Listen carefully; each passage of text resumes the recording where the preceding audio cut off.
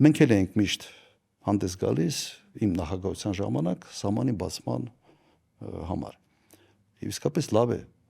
եթե սահմանը բացվի, բայց Հայաստանը պետք է կարողանա պաշտպանել իր գյուղատնտեսությունը։ Արարատյան դաշտավայրի ջերմոցների կեսից ավելը փակվելու են,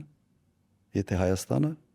ճանապարհները բացելուց հետո չպաշտպանի իր սեփական շուկան։ Մենք այն ժամանակ վստահ էինք, ես վստահ եմ եղել, որ կարող ենք պաշտպանել մեր շուկա տարիֆներով, տարբեր տնտեսական մեխանիզմներով։ Թուրքիայում սուբսիդիաների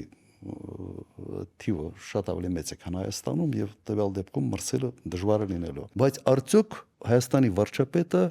ի վիճակի է պաշտպանել հայկական շուկան թուրքական ապրանքներից։ Ես երբ որ նայում եմ այդ պատկերին, երբ Էրդողանի գիրքը Նիկոլի Փաշինյանի թևի տակ ոնց որ աստվածաշունչ պահի իր թևի տակ, հնարավոր չի, որ իրենք որևէ կերպ ի վիճակի լինեն պաշտպանել մեր շուկան։ Ինչ ասին Թուրքիայից համաձայնվելու են, անկասկած։ Եվ սա ուղղակի խփելու է մեր Արարատյան դաշտավայրի ժողովրդի բարեկեցության վրա։ Տարբերությունը մեր Հայաստանի եւ Ռուսաստանի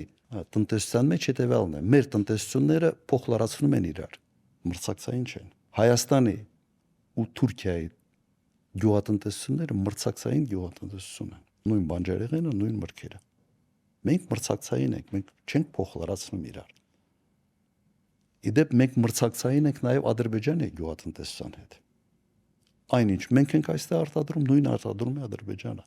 Ոչ իրենք կարան բերեն ստեղ ինչ որ բան ծախել, ոչ մենք։ Իրենք միգուցե կարող են ավելի էժան ծախել մեկ պատճառով, իրենց մոտ էլեկտրոէներգիան ավելի էժան է եւ վառելիքը ավելի էժան է, քան Հայաստանում։